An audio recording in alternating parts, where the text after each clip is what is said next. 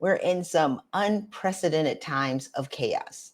When I talk about unprecedented, it's unprecedented. And so today I want to share some insight with y'all on 7 daily habits of emotionally healthy leaders. Number 1, meditate. Now I talk about this all the time. Meditation, 5 minutes, 3 times a week. And here's the thing about meditation.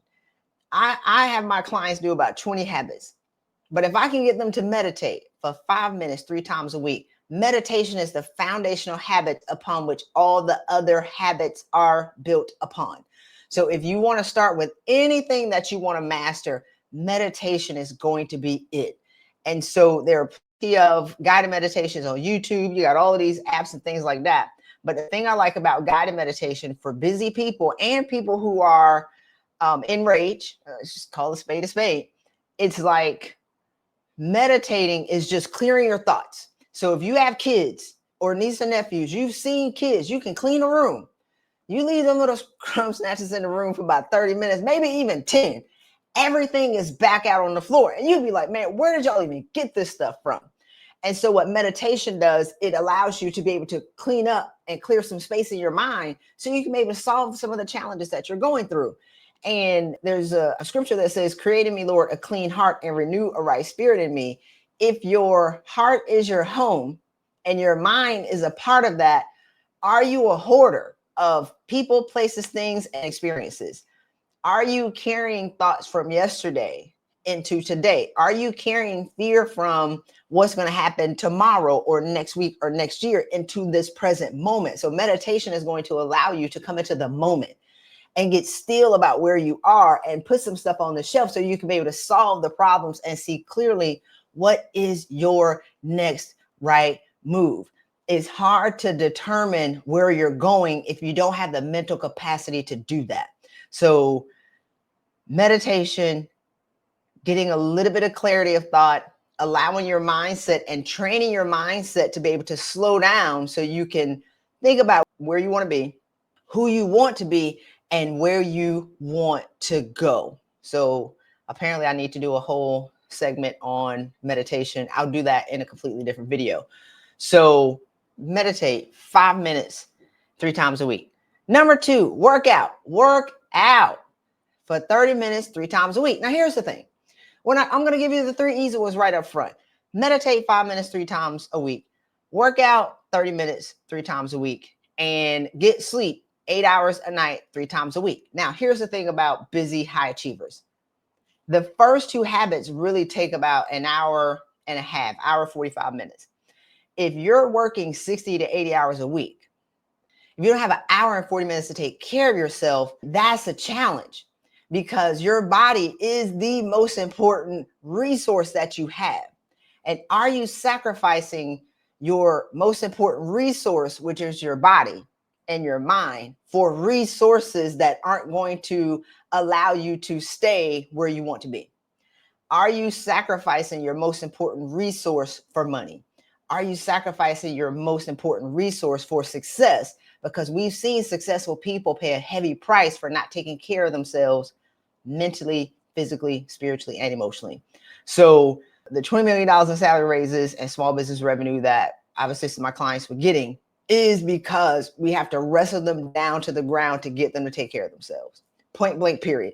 These habits should be easy, but they are not. The habits are free.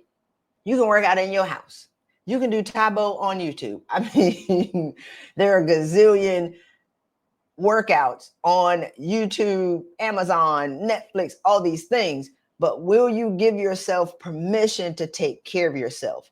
And so one of the things that Wallace D. Waddle said in the Science of Getting Rich, he says, never impose your will on another, even if for their own good, for you don't know what is for their good. The proper use of the will is to think and act and direct that energy to yourself to do what you're supposed to do so you can get busy doing the work that you were called to do. So the hardest work that we're called to do is to manage our willpower for ourselves, to take care of ourselves. And if you're a giver, leaders are typically givers. Leaders are typically the people who would give, and be depleted mentally, physically, spiritually, emotionally, in every area, because we've trained people to be able to rely on us. But what happens when the leader's in trouble? And leaders are in trouble today. So I want to encourage you to do the first 3 things: meditate, work out, get some sleep. Number 4, listen to something positive. You have to listen to something positive with all the negative things that are going on in the world today. Y'all, social media is not safe for human consumption. Social media is not safe for human consumption. I want to be clear. I got off, I think January 10th, came back on like the 25th. I had to delete a couple of apps off my phone. Like every time I get on, because when I read stuff, I get mad because I'm going to react to it because it is egregious. I don't even watch the news, but if I see what's going on in the world, I lose it.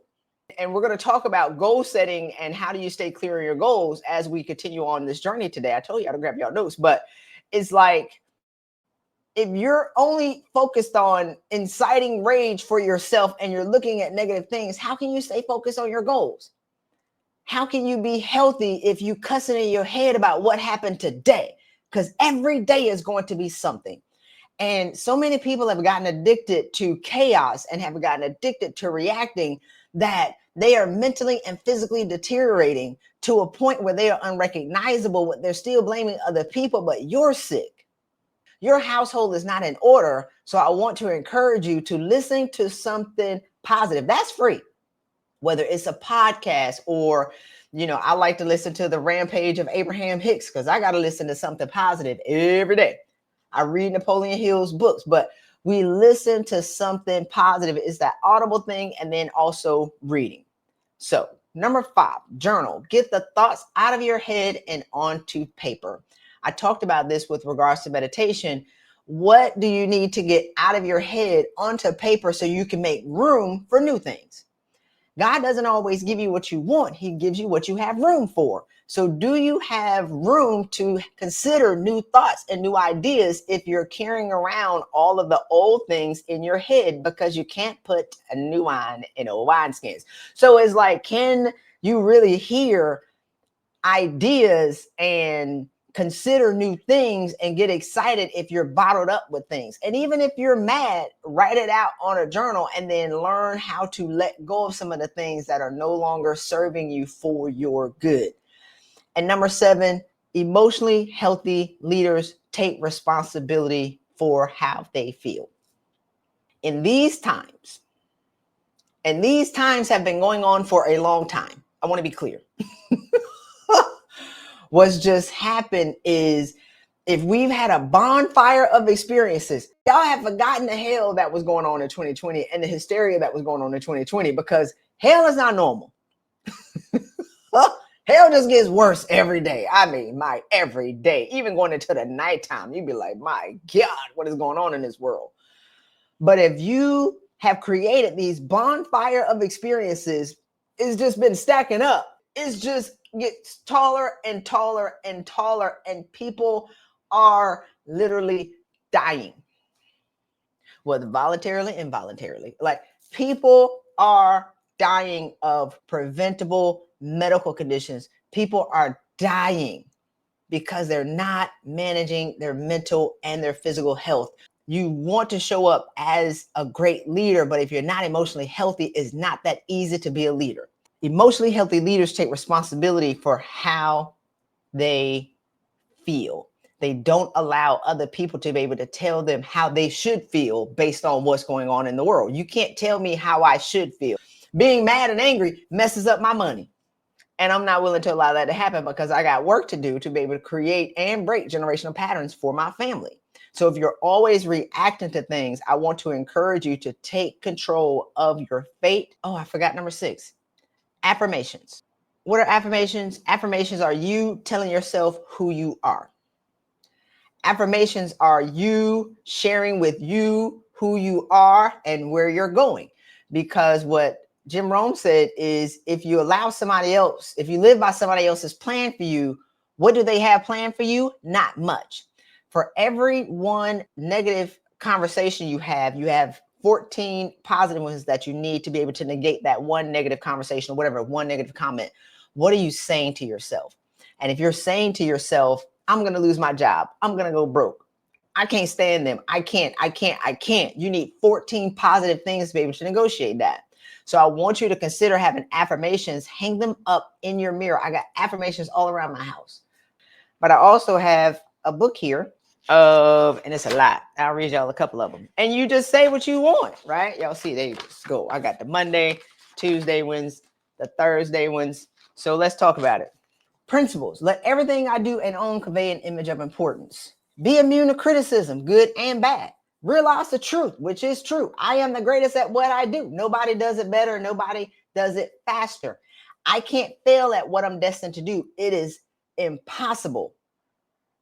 This is what I got this out of Wallace D. Wattles, The Science to Be Rich. But instead of saying man's right, I put woman's right. Woman's right to life means her right to have the free and unrestricted use of all things which may be necessary for her fullest mental, spiritual, and physical unfoldment. In other words, her right to be rich. It is your birthright to be rich. Okay, but you have to say that to yourself and not allow other people to plant negative seeds in you. You have to take control of your thoughts, take control of your mind, take control of your experiences, and don't allow people to plant negative seeds in your field. Tell yourself who you are. So that's number 6. I mean, I can go on, I can read this. Maybe we'll make this a lullaby one day. I want y'all to like really consider normalizing wholeness. Everybody wants to normalize mental health issues. I want you to start to normalize wholeness. Ain't nobody talking about normalizing wholeness. We want people to normalize having high functioning anxiety and high functioning depression. I want you to normalize being happy. Who told you you should be miserable? Who told you that it was okay to live the next 4 years of your life being triggered all day, every day? Like, that is not okay. That is not a desired place to be. So everybody's going to relegate your emotions to the things that are going on in the world when there's so much opportunity out here to be had. From 2019 to 2020, the number of millionaires in the US doubled. When chaos ensued, people got rich. Chaos is now normal. People are getting richer, people are getting poorer. You choose which one you're going to be based on your ability to be able to manage your mindset, to be able to manage your energy, and to be able to manage your ability to see that with God, all things are possible.